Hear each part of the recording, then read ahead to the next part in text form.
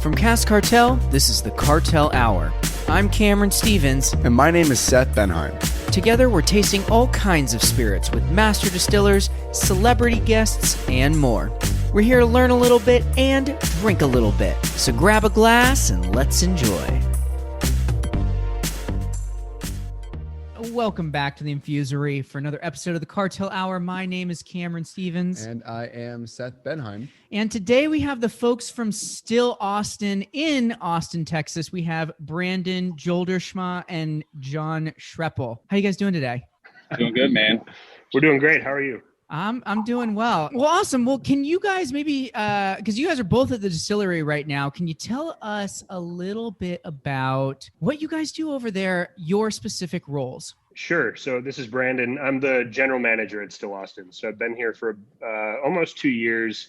Been running day-to-day operations of the company. And how about you, John? I'm the head distiller here. I've been here for about 4 years and just run the day-to-day operations at the distillery itself.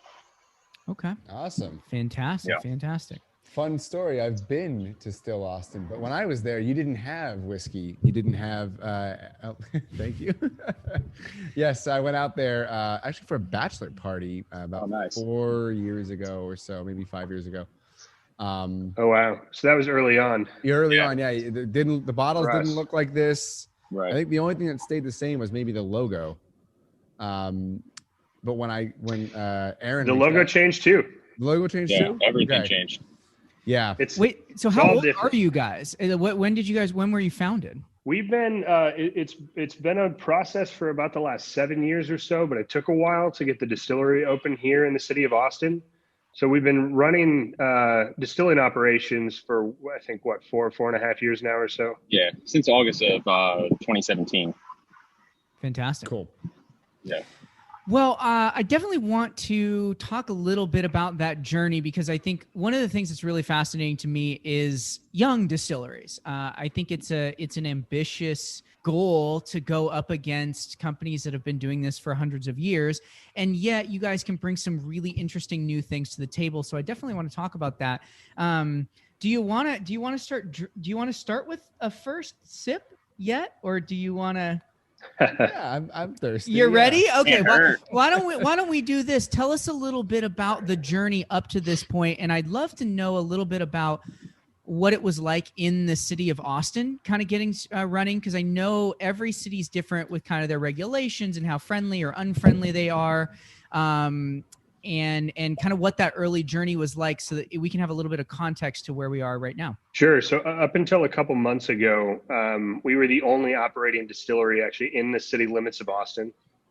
There's, other distilleries around here, but they're actually all outside of the city limits. And there's a reason for that. And it's because of how difficult it is to open a distillery in the city limits of Austin. Just extra sort of regulations. It turns out when you tell a city that you're about to produce a lot of highly flammable liquid within their city, they're concerned.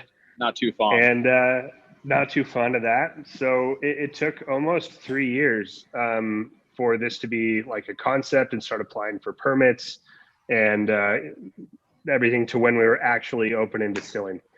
So it was quite a bit of work to get Still Austin sort of up and running. And shortly after it got up and running, John got hired and moved here. About the distillery more generally, we have done something that's a little bit unique to craft distilleries in that we never decided to source whiskey from anywhere else. So, a lot of craft distillers when they start out, it's like, okay, we need like revenue, we need cash flow. Let's start out by sourcing, then we'll transition to our own stuff. We wanted to start off by saying we will only make our own stuff. It's going to be made with 100% Texas grains. We started by selling some white whiskey just as a kind of an option to do that instead of the sourcing stuff. But the sights were always set on, we know when our stuff reaches maturity, we will be releasing that as our flagship releases. Nice. Beautiful. Well, I've poured a little bit of this Still Austin American gin. And while we begin sipping it, I definitely want to know about the gin. And we're also, maybe worth mentioning, we're going to try a bourbon whiskey and a cask strength bourbon whiskey today as well. So yeah, definitely nice lineup in front of us. Listen all the way through to hear when we get to those. But tell us a little bit about your still, because it's called Still Austin. You have this 42 foot tall Scottish still called Nancy. Tell us about Nancy, and then we'll get into this gin. Exactly. Okay. Yeah, so Mike Delavante was a master distiller over in Appleton Rum, and then when he retired, he became a consultant and became a still designer. So we went with him to design our column still. And like you were saying, it's a 42-foot continuous column still from Forsyths. There's many column stills, in the craft world and obviously in the big Kentucky world, but this is a one of one custom design to our spec. So there's only one of these actual columns in North America. Things that are a little different with it versus a traditional Kentucky still, we have more rectifying trays than we do. We have more rectifying trays than Kentucky, and we have no doubler. And can you explain what rectifying trays are? Yeah, so rectifying, so when you're distilling, you have the stripping section, which is just the first initial stripping the alcohol out of the mash. And then you have the rectifying section, which is kind of like redefining the product. It's a second distillation in itself. So it's all just one pass. So it's cleaning up the product the way that you want it, like a doubler would do. But we don't have a doubler. So a Kentucky version, they would have, say, 2 or 3 rectifying trays, and then it would go into a doubler. I think for us, working with both a Vendome column and a Forsyth column, the comparison that I always put it at, this is like a Ferrari, and it's really fun to work with, but when it breaks, it's a pain in the ass, but it's just like a joy to work with all the time. And you want to always be with the Ferrari, and the Vendome's like a Ford, and like it will always run. It's easy to maintain, it's easy to fix, but you always want to drive the Ferrari, So, it's been an absolute joy. I mean, the product that it makes is really second to none, and it's so multi-versatile. So with the gin, typically you would get, GNS, there's nothing really wrong with that, but typically you have to get GNS 190 proof, and then you have your botanical load, you soak it, macerate it, and then you put it in your pot still. Well, we're very rye driven. We're very rye focused here. The musician is 70 white corn, 25 rye, 5 barley. We're doing 100% rye, very rye driven. So with the gin, we're like, let's do something different. For me and a lot of people here at Still, we don't really like the juniper forward gins, just like a juniper bomb, London dry.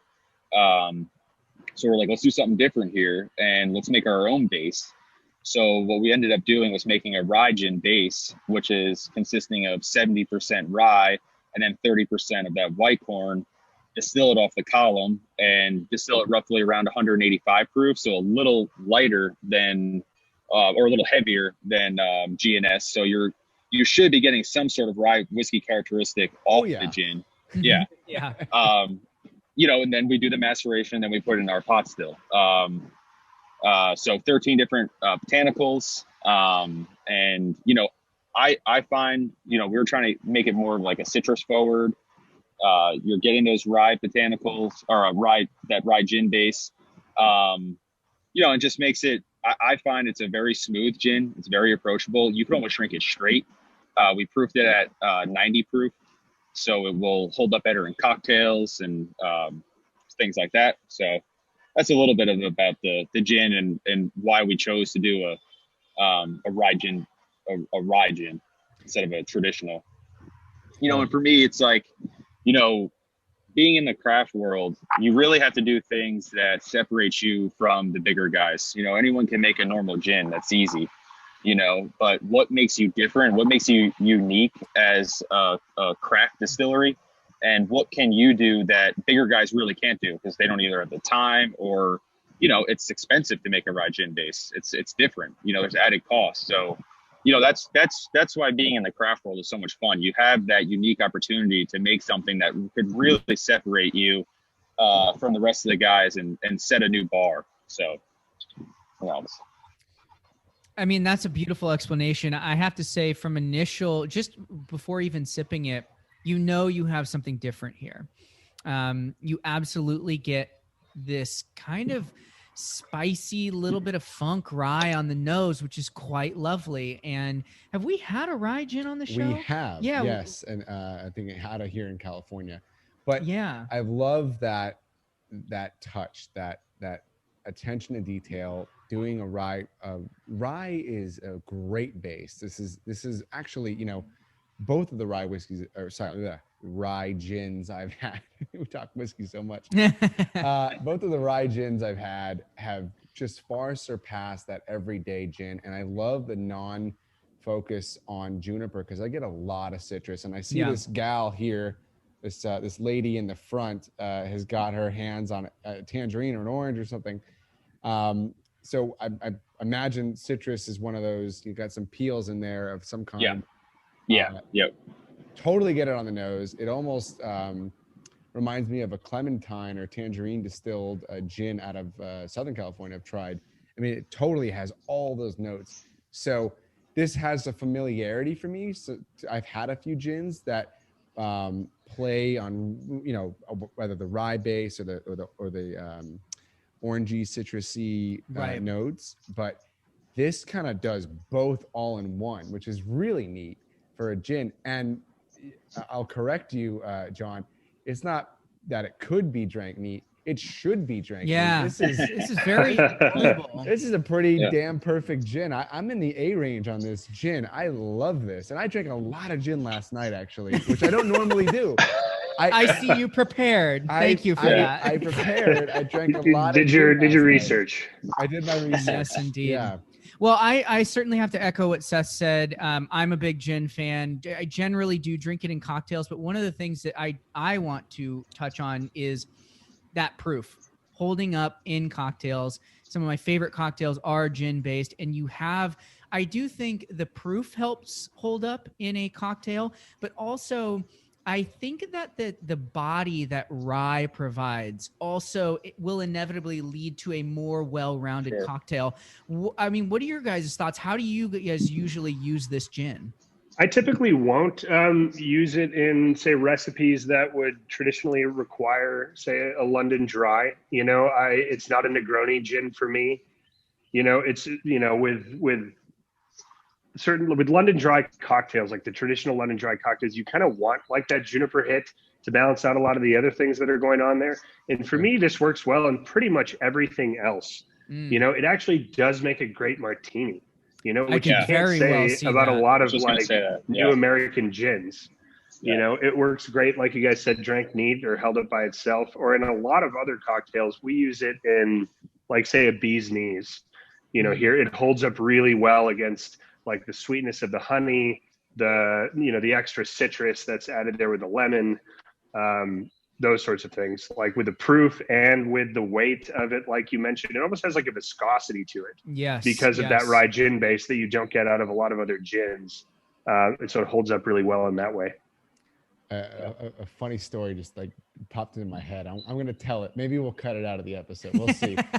I'm like thinking of like fruit-based drinks, like fruit juice-based drinks. And I did a citrus drink one time where I juiced lemons, limes, and oranges and kind of did a 1/3, 1/3, 1/3. And I added a vodka to it at the time, but I would do this gin would be great with that kind of triple citrus juice blend where you have a little bit of each, and you only use like 2 ounces of it with a little bit of this and you mix it up. But the smile on my face is I just remember my brother coming back from college. He's like, man, I'm not feeling good. Like, what happened? Oh, I got really sick last night. Well, what'd you drink? He goes, oh, we tried this thing called the tequila gin rise. It didn't go well. Man. I'm thinking of sounds like a problem. I'm like, that's a horrible From the name alone, I can tell you that that's not something that I would want to do. Those are not two things you mix together. No.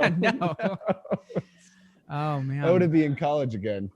Well, John, I've got a question for you because I do think what's really interesting here is already I'm seeing within this lineup creativity within your guys's designing process, right? You guys are ultimately painting a picture of these these different types of spirits. And so you said you moved to Texas. So I'm curious, where'd you come from? What'd you do before Still Austin?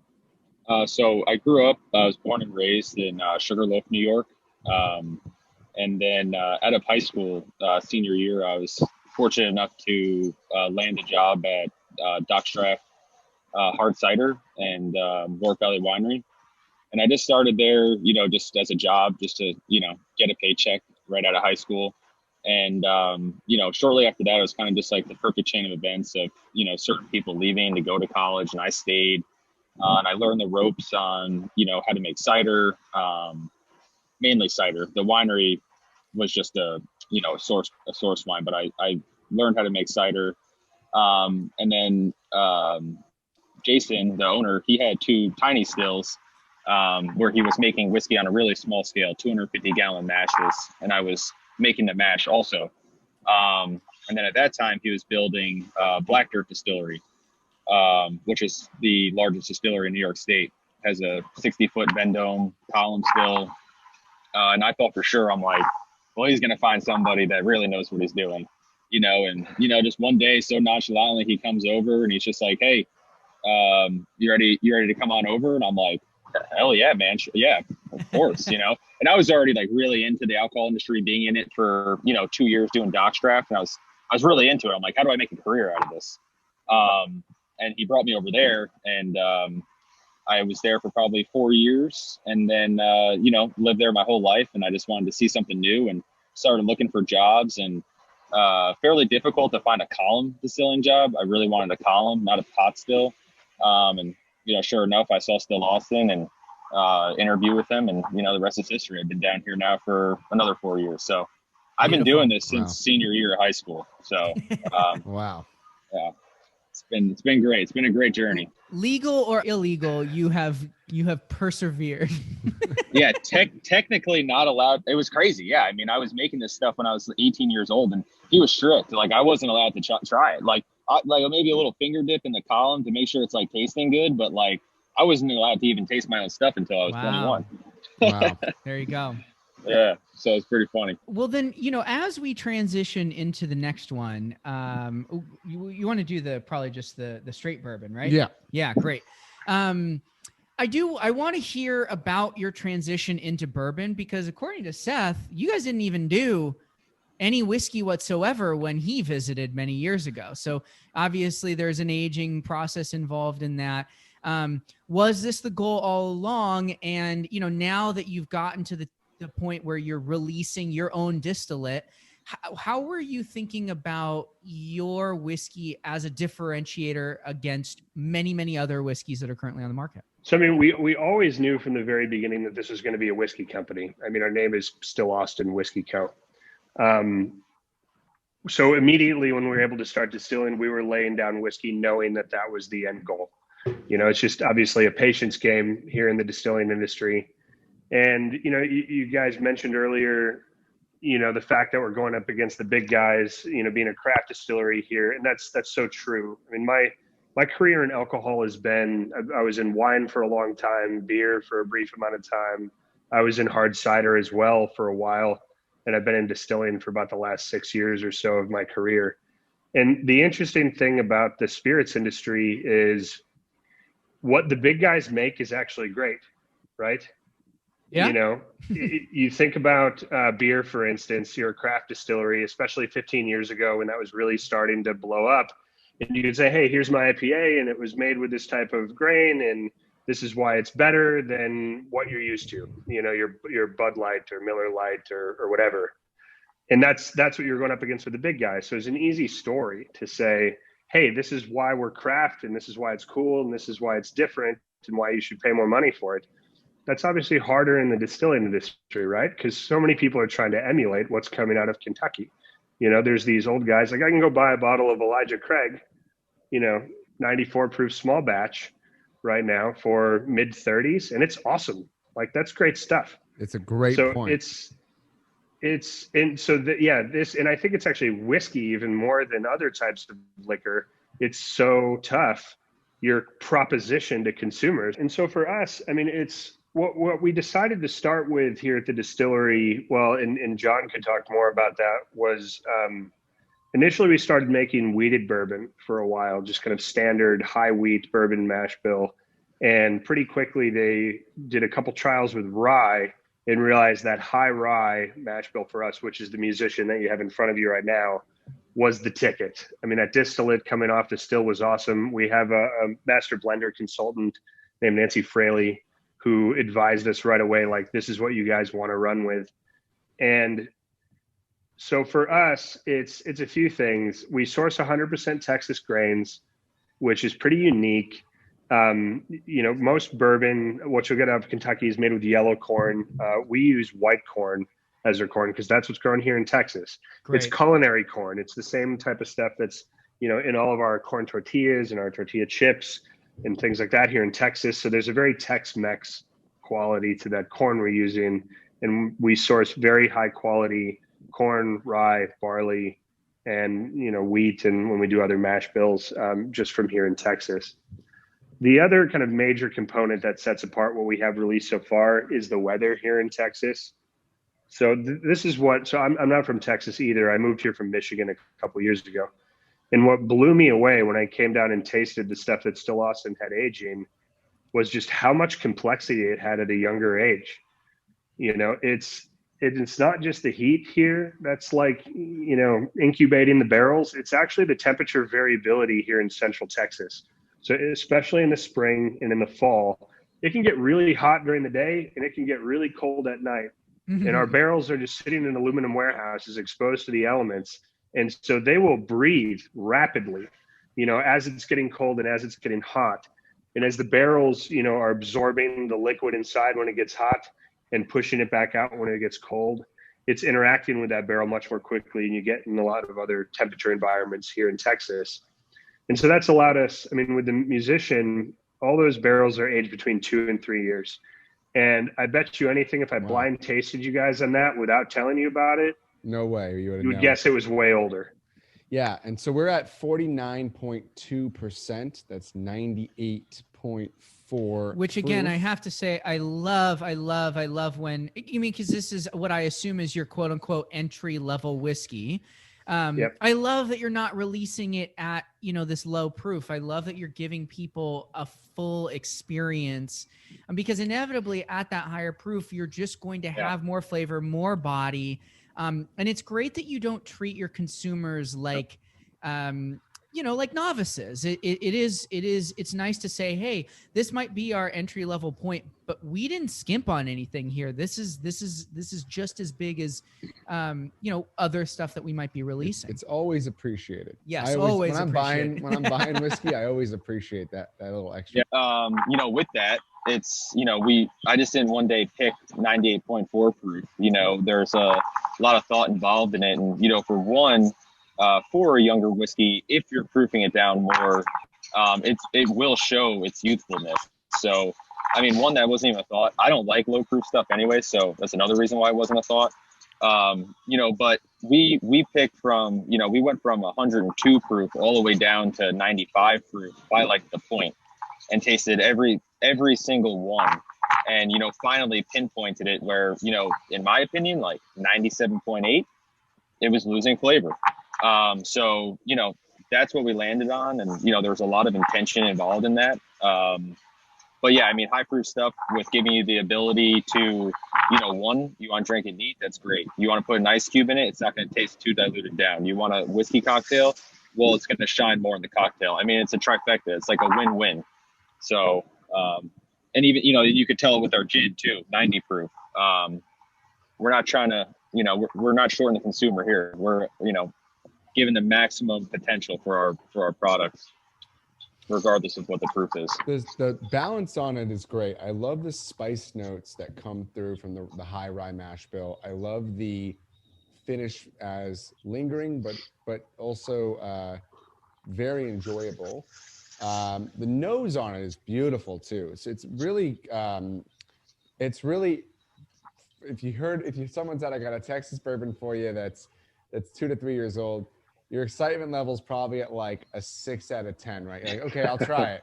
But then you get this thing here, and I love that you call it the musician, because it's a symphony of flavor, and it just keeps rolling. It's got all these buttery mouthfeels. My whole mouth right now is kind of lit up, like my gums and my tongue, and I'm tasting this at all different points throughout the experience. In my mouth, everywhere is kind of firing off, and I love that. It's really, really got one of the most complex mouthfeels of a young bourbon I've tried in probably a long, long time. Yeah, I'm with you. I very much do like this. I understand initially that if you're more of an experienced bourbon drinker, going in at 2 years, you're like, all right, what am I going to get here? But yeah, one of the things that I actually quite like about this is it's not a very caramely bourbon. To me, this is very bready, biscuity. It's not sweet. It's not. It's just not. And it's got a little bit of spice on the back, but that buttery characteristic that you were talking about, I very much like. I came to like buttered biscuits, like almost like this bready, like fresh bread backbone. And I do also feel as though the barrel is coming through nicely. Like you were talking about, this thing's breathing really, really quickly with the changes in the weather. And I think that there is this like just slight oak backbone that is kind of propping the whole thing up. So I quite like it. I certainly agree. I'd love to see it in a cocktail, but this is easily something that you can sip with friends. This would be a great, like going camping whiskey. Just say, hey, like, pass around the campfire. We're all hanging out. We're all enjoying it. The people that are big bourbon people are going to like it. The people who are maybe a little bit more entry level are going to enjoy something with a little bit more oomph. It's priced to kill. I mean, this is a bottle you can kill and get another one all day. What I would tell you is that if you tasted this and said, is this Kentucky or not, you would know it's not. Right. It's differentiated. The absence of vanilla and caramel. Yes. And the substitution of tortilla. Like, that's a great descriptor for this, especially on the nose side, more than maybe the mouthfeel and the taste. Is that the tortilla portion of this is kind of prevalent. It's got that sort of real high corn flavor profile, and the absence of that real sweet molassesy, caramel very sugar. Much so. Yeah, it's we totally really believe different. that Texas has an opportunity to set itself apart from other states as a unique region for whiskey. It's relatively young in the whiskey world. I mean, there's a few distilleries that have been here for around 10 years or so. But there's not a lot. I mean, from Prohibition up until 10 years ago, there were no real distilleries here in Texas. And we think now is really like the Renaissance time for Texas distilleries. There's a lot of great distilleries around here. And the flavor profile is unique, because of the grains, like we talked about, if you're sourcing Texas grains, and because of the weather that we have down here. Yeah. So let me ask you guys a question here. Who is this lady on the front? Who is doing this artwork for you guys? Who is the musician? Who is this lady picking oranges on the gin? Tell us about this artwork and this artist. It seems to be the same one every time. So we're from Austin, Texas here. And Austin is kind of a unique city just in Texas, a unique city in the United States in general, right? So when we wanted to come up with branding to represent, our flagship products here, we wanted to do something a little bit different than what you'd see out there typically on the bourbon aisle. And how better to represent the city of Austin through both artwork, which we had an actual painter here in town do these portraits you see on the labels here. Those are literal hand painted labels. And then to represent archetypes that we feel like are emblematic of Austin. So the first one was a launch with the musician. I mean, that's an obvious Austin one right there. Yep. We're the live music city capital of the world, as they say. So how better to step forward with our first bourbon offer than to really celebrate the music here in the city. So we got a local artist to do this painting. We're calling the musician. That's what's on the bottle. A lot of our activations, things we're doing in marketing kind of revolve around celebrating Austin music. And then for the gin, you'll see the Naturalist on there. One thing we didn't mention, you guys were talking about the botanicals earlier, is all of the foliage in that painting is various botanicals that we use in the gin. So we're trying to celebrate both all of the botanicals we use in the gin, and then also the natural surroundings here in Austin and Texas. So the beautiful nature we have here. And I think I see some rye grains on here too, to celebrate that rye base. Oh, you do? There you go. Absolutely. So for us, that's going to keep going as we release future flagship products, which John mentioned, 100% rye. That'll be coming first thing next year as a new flagship release for us. That'll be a new archetype, a new painting by the same artist, Mark Burkhart, that we used for these. So we're excited to kind of continue with that theme. It kind of, I think, helps us plant our flag as like a very Austin brand, stand out on the shelf, you know, and show up in a way that's a little bit different from most of the other brands that are out there. Beautiful. And how has, I mean, because I've been, my family lives in Dallas. So I've been up to Austin a handful of times, and you're very much correct. You know, live music everywhere and barbecue. Yep. And so, you know, I'm assuming it's been a very warm welcome to having a distillery in Austin. And how has, I guess my question is, you know, sadly, this last year, I'm sure it's been less, you know, you've been less able to interact with the public, but prior to that, and maybe a little bit going forward, as you guys start to open up, how has that interaction with the people, with the beating heart of the city of Austin been, and how has that fueled your process? Most of the last 3 years since we've been distilling has really been gearing up for the launch of this flagship product, which just happened in August. I mean, we were gearing up for that for about a year and a half, ahead of, you know, 2020, and then leading into 2020, we were like all excited to launch in June, right? We had all these field activations planned, all these events, like we had this huge block party happening at the distillery in June of 2020 and all that. And then obviously, you know, when March rolled around, it changed our plans quite a bit. So it pushed back the launch. We ended up launching in August of last year. And, you know, with limited activation opportunities. But the reception here in Austin and in Texas to like this product and this label has been tremendous. As far as we can tell, this is the most successful initial bourbon launch for a Texas distillery ever, in terms of actual volume in the first 7-8 months of sales. It's been killer. I mean, we have a great marketing team, a great sales team. We have people all throughout the state here. And Texas seems to be responding really well. And just for your listeners, we're actually only sold in Texas right now in terms of distribution. But on our website, we do direct shipping to other states. So not through us, it's fulfilled through a third party. Liquor laws are a bit tricky. These are available online on Cask Cartel as well. So these, you guys, is it all three on Cask Cartel? I believe it's just the two, the gin, and I don't know. The cask strength is, I think, is this a distillery exclusive? It's not, but it hasn't been released yet either. I'll be a guinea pig. There you go. I'm happy to be a guinea pig, and we'll, you know, whenever it does. So when does it actually release then? Next week. Oh, okay. Great. Well, by the time this podcast comes out, we'll talk to our bosses and we'll see about getting this up online too, because, of course, being Texas, a Texas spirits brand, obviously you're sharing with the people locally, but you guys certainly deserve to have a wider reach as well. Is there a plan to expand this, obviously, in the near future to other states? This right now with the cask strength is an initial test. So we have just an allocated amount going out to market here in Texas through our distributor. Yep. And we anticipate it'll sell out relatively quickly. So we have another drop coming in September. That'll be a little bit wider. And then we plan on this being a seasonal release every year. Cool. Great.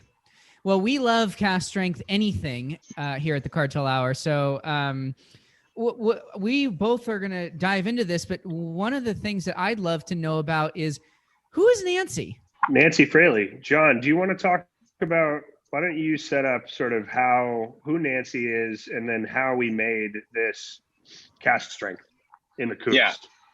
Yeah, so Nancy Fraley, she's like one of the most well-known, renowned master blenders in the country, and we've been working with her, from the beginning of time. So she does all of our blending, um, and how we fell on the cash strength. We really just wanted to, see what the musician can be at its raw form and untouched. Something that we didn't touch on with the musician. So everything is barreled at 118 proof. So that's why the cash strength is 118 proof. But the musician, we do a slow water reduction program, and it's from an old French cognac technique called élevage.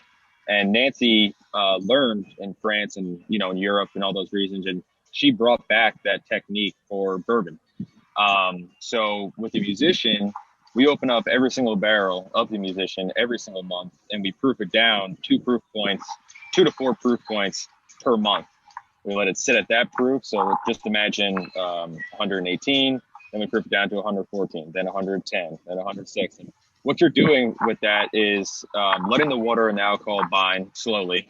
And that really does matter for, risk of saponification or anything like that, proofing it down too fast from a flavor standpoint. But you're also extracting different flavors from the wood. So 114 and up, you're getting a lot of alcohol soluble sugars from the wood, and then 114 down, you're getting a lot of water soluble sugars, a lot of sweet notes and all that kind of stuff. So that's how we do the musician. Now with the cash strength, we just wanted to see, all right, well, what does this taste like at its raw form for the whiskey connoisseurs, because who doesn't like cash strength?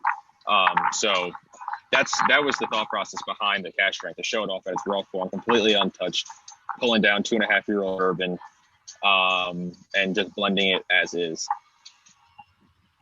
Beautiful.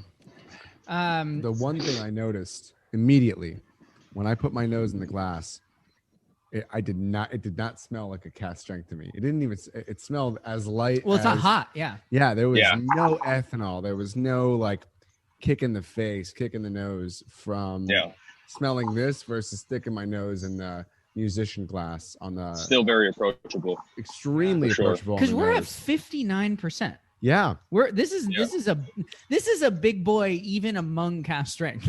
Yeah, it's yeah. And so on the body of it, it's just totally, it's a different whiskey. It's very different, very different.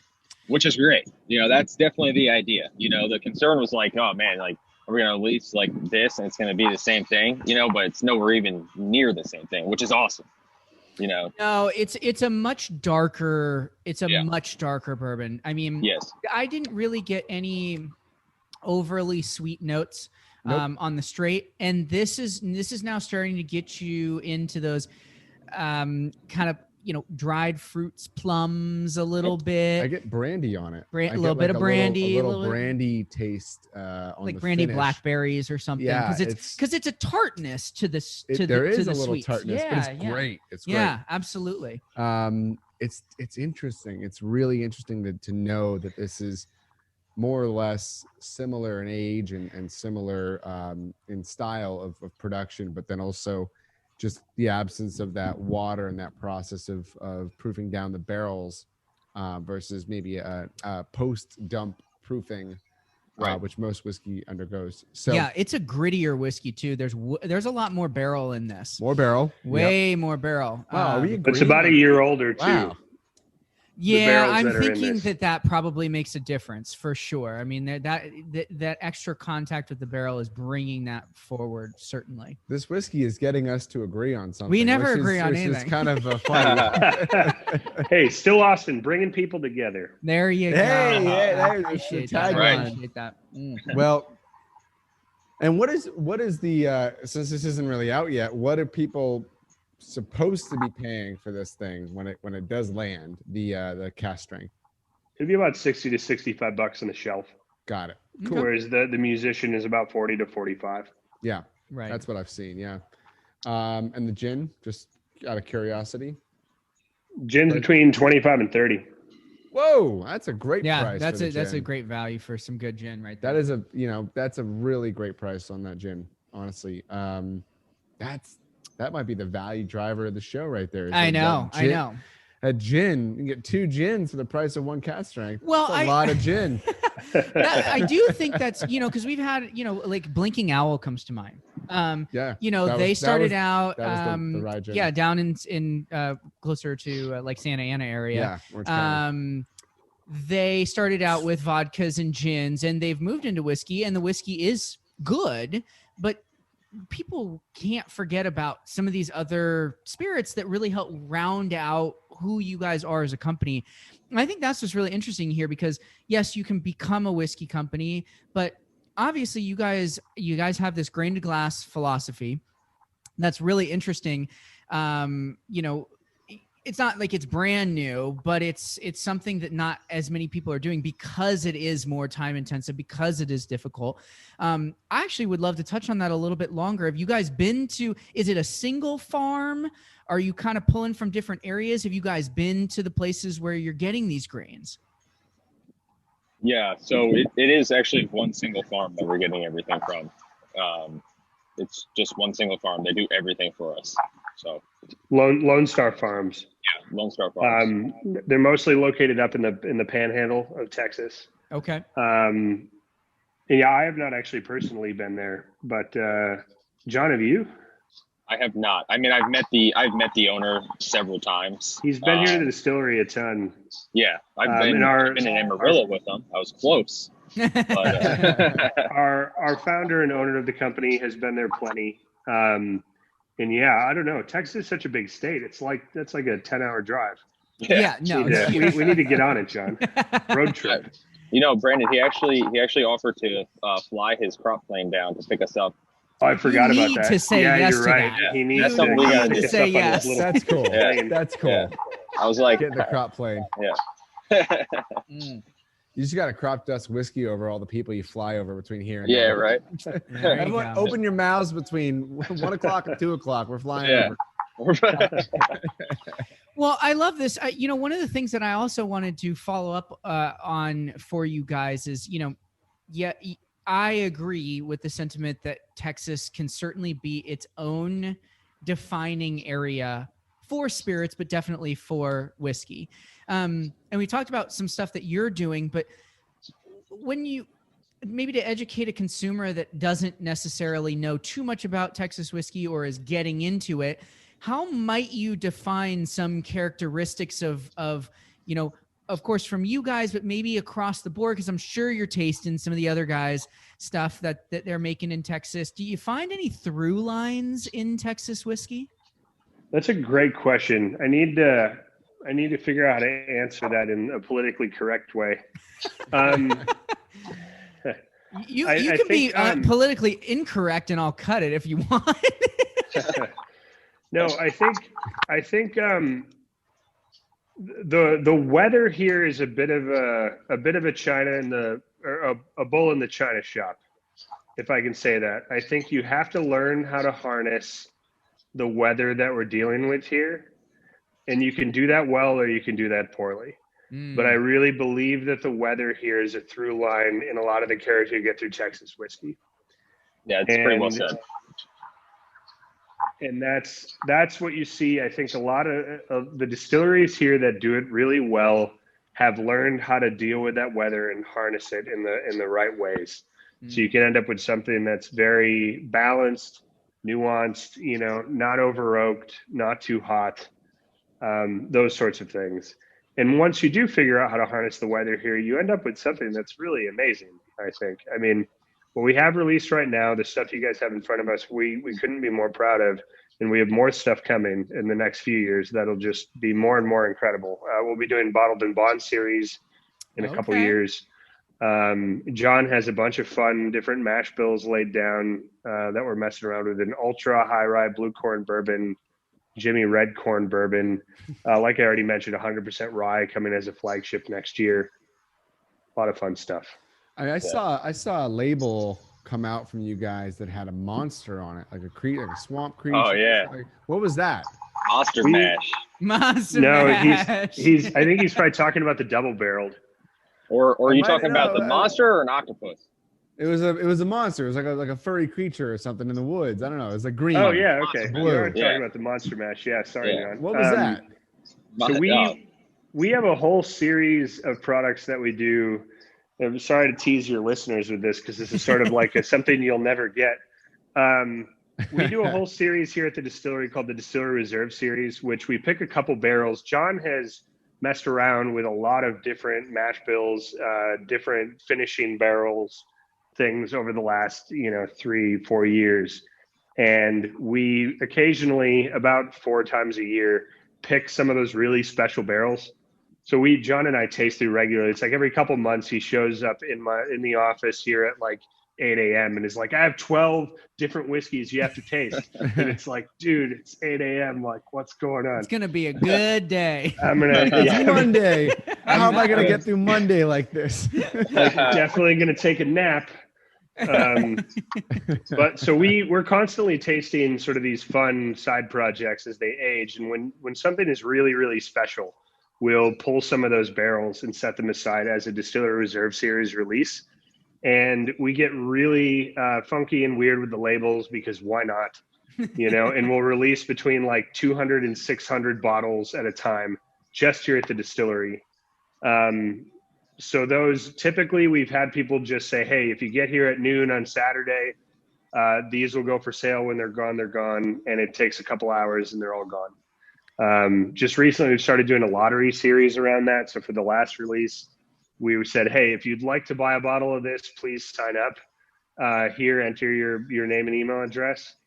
And we had 204 bottles available, and we had about 4,000 people sign up to try and buy one.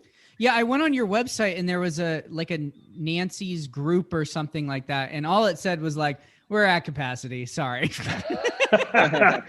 Yes, the Order of Nancy. We have a private whiskey club that we have capped at a certain number of folks. Kind of working on what the next steps are there, to be honest. But yeah, we got this fun little side project with exclusive bourbons released just here. So for any of you listening who are interested, you're going to have to move to Austin to partake.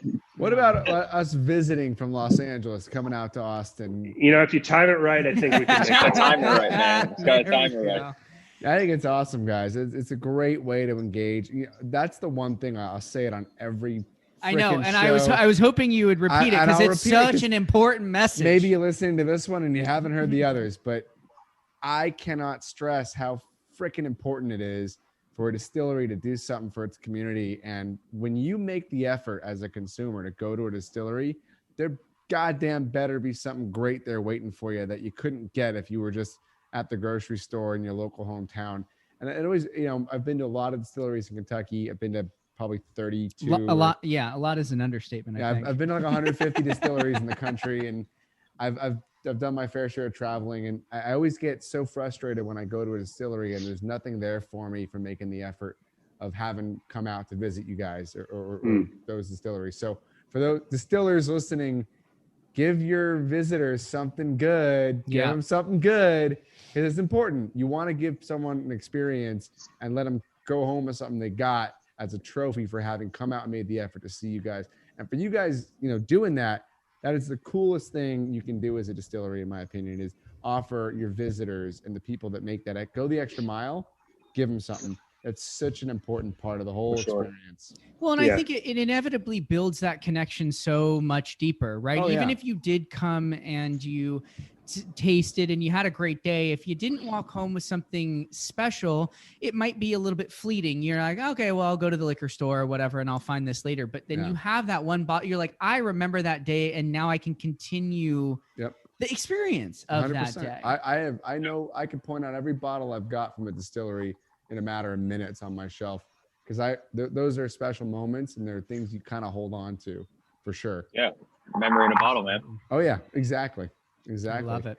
So you got special stuff coming out. You've got the Distillery series. You got the Whiskey Club. You got allocations, and you're blowing the lid off of sales for this Texas bourbon. I mean, it really is. I think, Cameron, to your point, your question earlier about what's the through line of Texas whiskey, and I think the answer about the weather and kind of it's like riding a bull, which is also very Texas, right? is you got to hold on for dear life, because this thing, you know, these whiskeys are, the weather out there is very temperamental. It's very, it's volatile. yeah, it's very extreme. It can be very humid Yeah. in parts, very dry, very hot.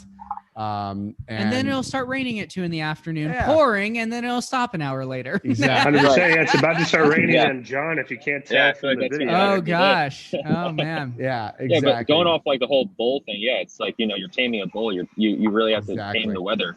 You know, it could be really good for you, and it can be really bad for you, and you have to be very reactive. You just don't let the barrel sit for, you know, in my opinion, for, you know, it's not Kentucky, right? You can't let them sit for 8 to 10 years. You got to be reactive. You have to change, barrel entry points. You know, you have to adjust. There has to be things to change. Doing a slow water reduction program, it's a ton of labor, but guess what? It makes the product 10 times better. You know, it's proven. So, you know, I mean, it's really great, but it can also be your enemy if you don't know how to hone in on it. Well, then I have to ask a very, I suppose, timely follow-up question to that. Is obviously Texas has had a very rough winter. How did you guys deal with that? And do you think that your ability to deal with that made potentially the product better? Now, are you talking about the weather storm that we had?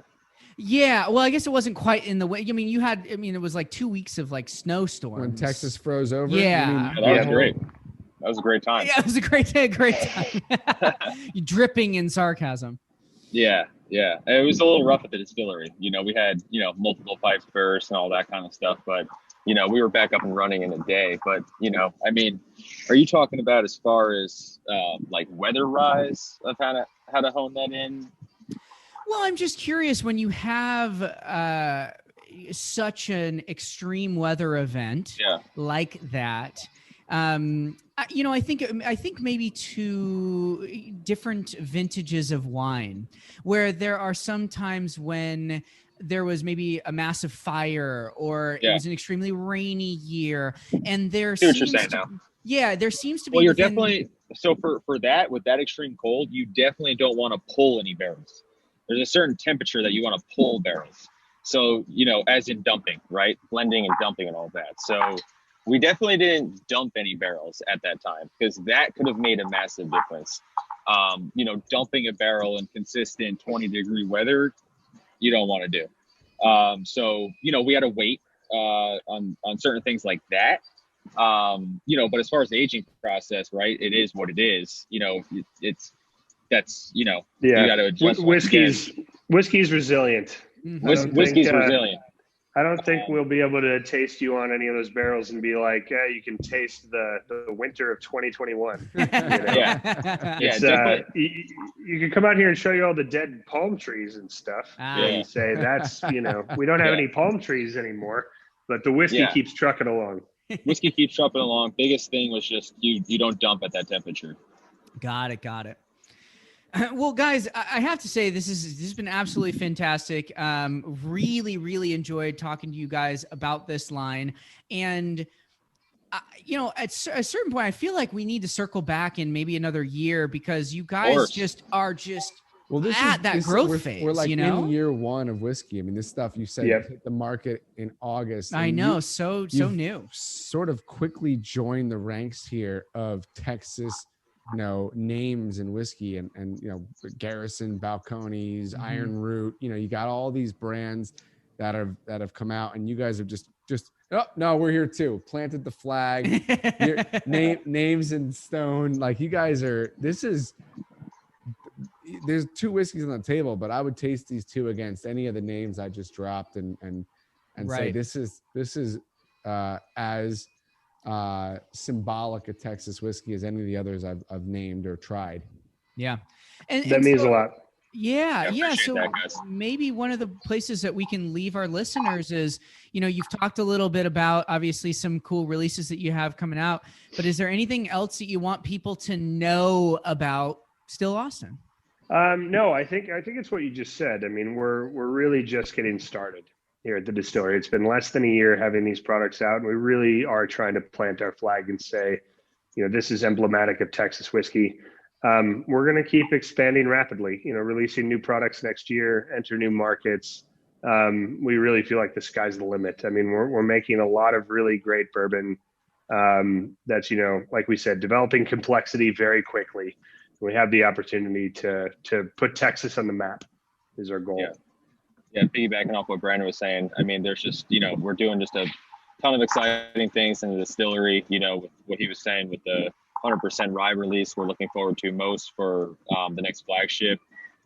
We have 2 new reserve series coming out in August and in the fall that we're really excited about, and just keeping an eye on that ultra high rye blue corn bourbon mash bill and that Jimmy Red mash bill.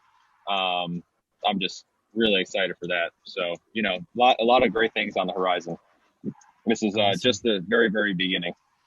Well, guys, Beautiful. you killed it. This is great. This is great liquid. I'm really impressed by everything, and I think Cameron enjoyed it as well. I share those sentiments as well. It's great to hop on with you guys to kind of know your story, your philosophy, and everything you're sharing with the city of Austin and beyond very soon. So we very much appreciate you guys having us on and sending some awesome stuff our way. Yeah. Hey, look forward to appreciate it, guys. Yeah. Thank you so much for your time.